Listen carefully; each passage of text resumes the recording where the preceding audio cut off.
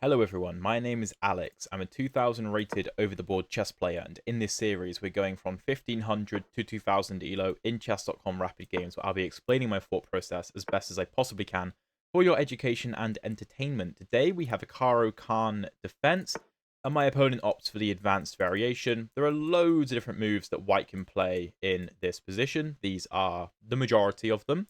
But my opponent goes for the advance, and we are going to play c5, known as the Botvinnik Karl's defense. My opponent goes c3, which is a move. It's not the best move, though. And we're going to go knight to c6. And what we want is to see knight to f3, which is a positional mistake, I would say. The reason knight to f3 is a bit is because after knight f3, we go c takes d4. The knight can't take on d4 because we'll take the pawn on e5 for free. So after knight f3 takes, the c pawn has to take. We go bishop g4, pinning the knight to the queen, making it difficult to defend d4, which not only weakens d4, but also weakens the e5 pawn by proxy. And the whole point is that if knight to f3, take, and bishop g4, we are going to apply consistent pressure to the d4 pawn that's going to become harder and harder for white to defend against. And we have, pressure with the bishop on g4 pinning the knight. We have moves like e6, preparing knight e7, knight f5 to apply pressure. We have queen b6 to apply pressure. The knight on c6 applies pressure. And I have so many games on this channel where the d4 pawn falls and the e5 pawn is quick to follow because, of course, the d4 pawn is the pawn defending e5, right? And one of the major sort of ideas of the Botvinnik Karl's defense is to make this pawn a massive weakness after the trade, which we will then exploit. Bishop e3 chosen by my opponent. Okay, interesting. So we could take, right? That, of course, is our first option. And after pawn takes, we can just continue with normal play. Queen b6, e6, bishop g4, maybe bishop f5. We have loads of different choices. What we need to check is, what about him taking back with the bishop? Well, that's a little bit trickier because we don't want to trade. We weaken our queen side too much, and also this is a very good knight. It targets white's, best assets. So we could go queen to b6, applying pressure to the freshly weakened b2 pawn and applying pressure to d4. Queen b6 is very thematic in these Caro Kann structures, especially, well, because obviously the c pawn has advanced, so we can get the queen out. But especially after the bishop abandons the b2 pawn, it can be a very decent move. So after queen to b6, if queen to d2 defending, then we could take. After bishop takes, knight takes, pawn takes. It's okay, but I'm not in love with it. Again, I don't really want to trade this knight off for this bishop because this bishop sucks. It just sucks. So many white pawns are on dark squares. I'm not particularly envious of this bishop, right? Another option is to just go bishop to f5 and play e6 and continue with normal play. That's an option. We could also play the immediate e6 and try to go knight g e7 and to f5 to apply pressure to the bishop and to the pawn. But I don't like blocking off this bishop. So, okay. Queen b6, queen d2. We don't have to take. We could go pawn e6 so that if takes, we can take. And then e5 is very weak. So that's another option we could go for. Tricky. It's tricky. What do we want to play?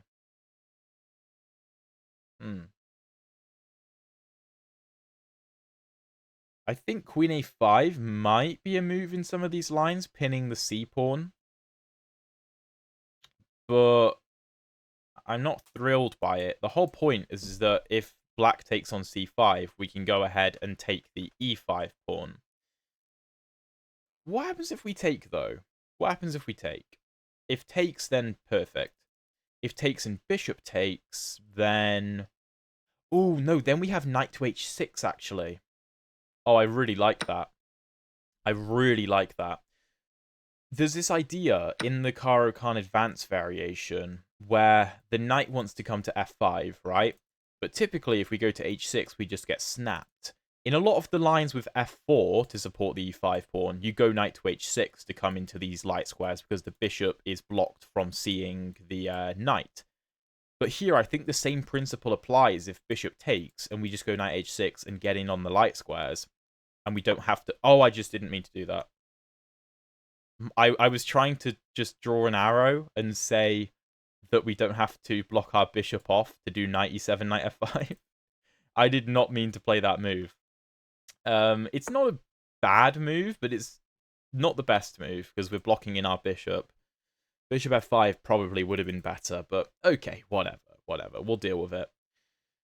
Okay, let's start with knight g to e7, coming into f5. I don't think this is necessarily a mistake to play e6. It's just a bit unambitious, in my opinion, to not try to develop this bishop, because now, you know, the bishop comes to d3, and it's a really strong piece. But okay, not the end of the world. Misclicks happen, right? We could go queen to b6, applying pressure. But I'm not really threatening to take because of the pin. So, you know. And also, like, if queen b6, take, bishop b5, knight c6, take, the queen would hang at the end of the line. We could go knight g6, go bishop b7, but knight g6, h4 looks quite scary. If there's ever knights on these squares, always look at pushing the flank pawns to try to dislodge them, right? That's a very common theme. So, like, if knight g6, h4, h5 is a threat, and that's quite a scary idea. Not loving this position, to be honest with you. e6 was not the move I wanted. I suppose we'll go bishop d7 for the time being, and try and fight our way out of this. Bishop d7 is just, you know, a normal developing move. It's not great. It's not terrible. Okay, the knight comes to f3.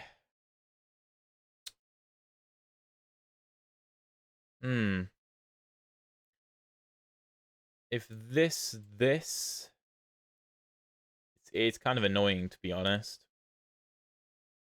Let's start with rook c8, getting the rook on the open c file. I don't know what I want to do with my bishop or my knight. I also don't know if I want to castle kingside, because it looks pretty terrifying. Okay, b4. The opponent lunges out. If a5, b5 doesn't look great. And knight a7, a4. The knight is not looking very happy in that position, so don't really want to go for that. Yeah, no, I don't love this. e6 is not a move I wanted to play. That was just a complete misclick and very frustrating, but we'll deal with it. By the way, if you're enjoying the video so far, please drop a like and subscribe if you haven't already. I would really appreciate it. We could consider the move h5, just taking some space. We could try and fianchetto, but we're just staring at nothing, so I'd rather the bishop on e7. The knights are kind of superfluous here. I'd rather just have both knights on c6, right? But I can't do that. They're both performing the same job, which is not good. I honestly don't see a better move than queen b6. It seems like our only good developing move. Again, knight g6, h4 looks terrifying. Because then I can't play h5 because of take. Maybe that's playable, but g4 looks really, really scary. Maybe after the knight moves, but g4 is coming. Maybe like knight g5, g4. Okay, now my opponent castles, it's a bit less scary. I mean, our position still isn't good, but a bit less scary. Okay. If b5, I just have knight to a5 coming into c4, and that's all very good, right? That is a fantastic position. So I would very happily welcome that. I don't think my opponent is going to be so kind, though. If knight g6, h4, h5... Well, then we can go bishop to e7 and apply pressure to the h4 square. So, okay, this isn't so bad now. Now the rook is off of the h-file, I will go knight g6. bishop to e7 and castles is the plan. And this h-pawn will probably still get thrown down the board. This knight isn't that good. To be honest, I'd rather try to trade it on the h4 square for this knight, which is a very common idea in the Caro Kann. Okay, h4 immediately. This I'm not so sure about, because I haven't committed to castling yet, and I don't have to. Maybe allowing this trade is bad, but I don't know. I'll deal with it. I'll deal with it. It's not fun though. I've not gotten myself into a good position, mainly because of this e6 move. If my bishop was on f5 and I could trade like this, it'd be fine. The position would be fine, but the issue is my bishop is completely out the game. Which is why in the Caro Kann, you typically don't want to play e6 too early. Oh no, this is just falling apart. This is falling apart. I've got to defend this. At least I have this as a threat. Okay. We will survive, though. We will survive. We will try and find a way out. Of course, king to f7 would have been met with knight to g5, and then queen to g6, and then that looks pretty hopeless. So knight has to come back to e7, blocking this bishop, but I need to defend the g6 pawn. Maybe I shouldn't have gone h5, but, I mean, what else do I play? Bishop e7? That might have been the best idea. An h5, knight h4. If knight to g5, maybe g6, trying to come to f5. Maybe that would have been better. Again, I'll check all this after the game with the engine, though, and see what it has to say. Not thrilled. Not thrilled. I am really frustrated about that misclick, let me tell you. But okay, maybe I have knight to f5. I do have the bishop pair, which is good. I mean, I don't know. Maybe knight f5, bishop e7. I could maybe castle and get the rook on the open f-file. That's tempting. This is a bit weak. This is a bit weak. This is a bit weak. Not all is lost. Not all is lost. I also have potential counterplay over here. And now that my bishop has opened up, I've gotten rid of my annoying knight. Yeah, I think I can do this. Yeah. Yeah. I think we're winning now. And one of the reasons this is incredibly winning, I think, is because the queen can't keep an eye on g6, because we cover c2. Now, let's say the queen could go to c2. Then white could do something like bishop takes f1, bishop takes e7, bishop takes e7, queen takes g6 check, king moves, and king takes f1. Of course, we know that I would have like rook to c1 ideas, and the queen can't go to c2 anyway, because I cover that square. But it would make things a little bit more complicated, whereas here, I don't think so. Here, it's a bit more simple. The queen is going to have to move to somewhere like e3. Well, no, then I have knight to f5 with tempo. Queen b3. Okay, yeah, that's not scary at all. Let's take. C1 is covered by the bishop. Don't hang your rook. Just knight to f5 looks good. Preparing a trade of bishops, getting castled. The knight also blocks the access to g6, which is useful. This knight will probably come to g5 to apply pressure to the light squares, but we do defend e6 with the queen, and we apply a lot of pressure to d4 right now. So white's got to be careful. White's got to be careful. That check isn't particularly scary, I don't think. I mean, here. I don't believe that that's good. Yeah, because worst case scenario, well, not worst case scenario, but it's actually a decent idea, is just to go for this. Okay, I don't understand that. Why would you trade queens with me? Why not at least snag a pawn? Okay, I don't understand, but I'm not going to complain. Let's opt for a bishop trade. Well, this is the only square my bishop can feasibly go to anyway. I expect my opponent to decline the trade to try and keep more pieces on the board.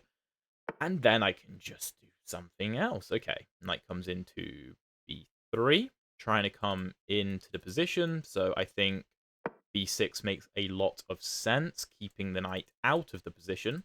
This is a very important relationship between a knight and a pawn, where if there's two squares between them, the pawn is good at controlling the knight's forward movement. That is a really, really good idea to be aware of, because I can very happily sit here and be like, yes, no infiltrations for you.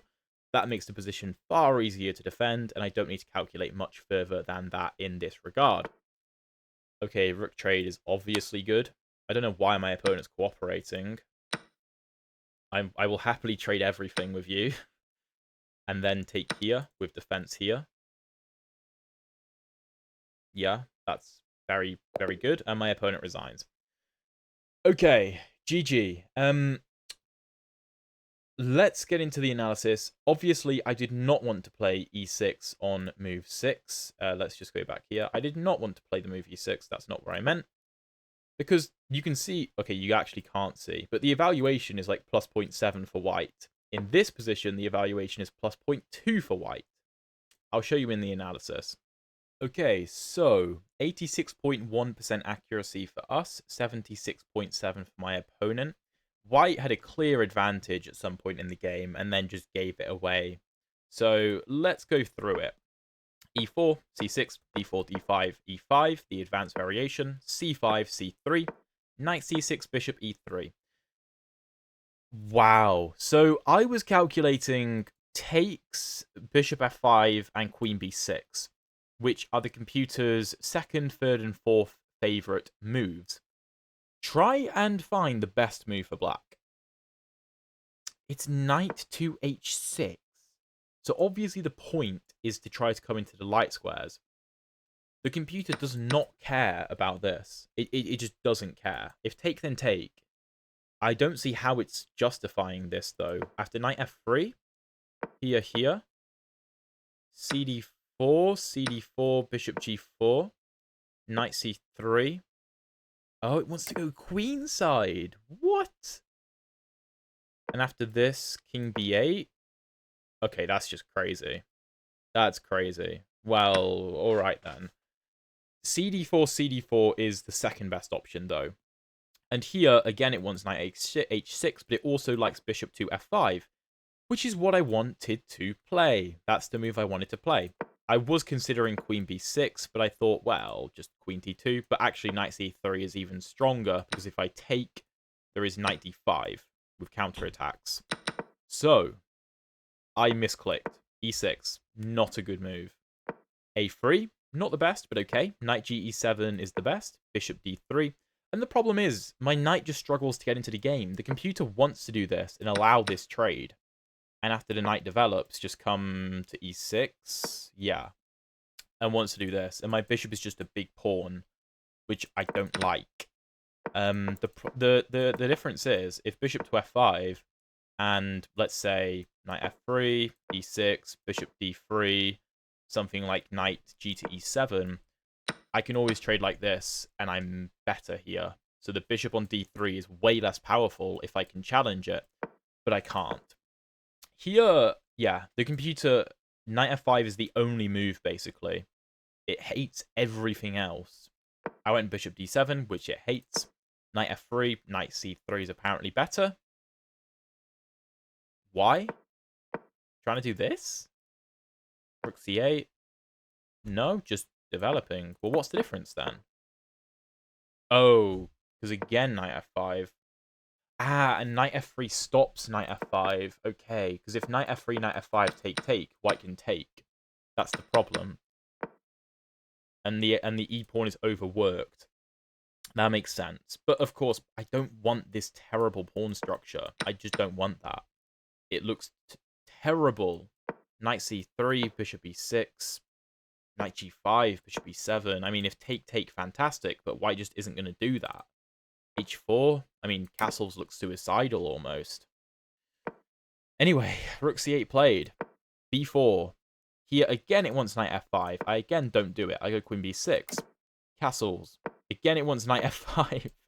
It really wants knight f5, but I'm just not playing it. Knight g6, h4. And I go h5, which is apparently really bad. I need to just retreat, which I mean, come on. My other idea was this, this, and this, which the computer hates.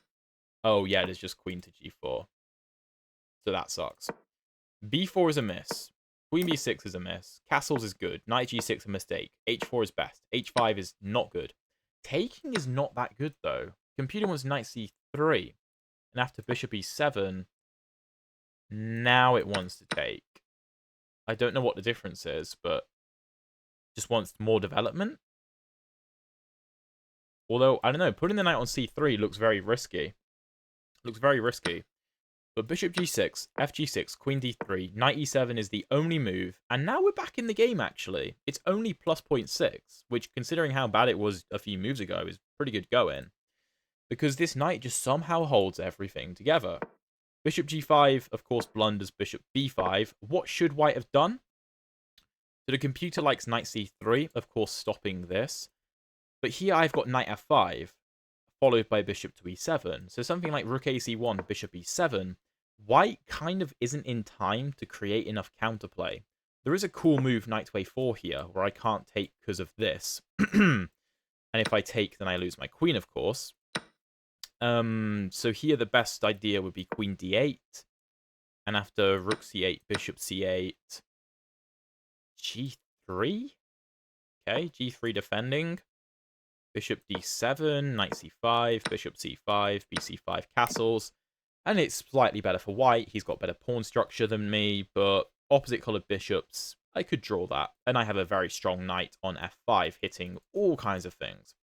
But bishop g5, of course, blunders bishop b5. Queen b3 is not the best. I take, king f1, knight f5. Computer prefers queen to c6, going for a queen trade, I think. And after this check, queen c6, I can't figure out why he didn't just do this. I can't figure it out because I think I was just going to do this. And it's not the best move, but it's simple. You could argue the 2-on-1 is scary, but like knight bd2, I don't know, rook c3, knight b1 is the computer's favorite move. I mean, how sad is that? But I don't see how white fights here. Like, a4 just hangs the pawn because of the bishop. And also d4 is going to fall most likely. So anyway, he takes, rook takes, knight bd2, bishop e7, and the cleanup is relatively easy. b6 is just a good move to keep the knight out. Rook c1, of course I trade, take, and knight takes d4, and my opponent resigns. He's not winning this pawn. He's down a pawn, down an exchange. The game is basically over. So good game to my opponent. I hope you guys enjoyed this video. If you want to see another very interesting Caro Kann game, check out the video up here. And if you want to see the previous episodes of the speedrun, check out the playlist down here. Thank you very much for watching, and I'll see you in one of those videos.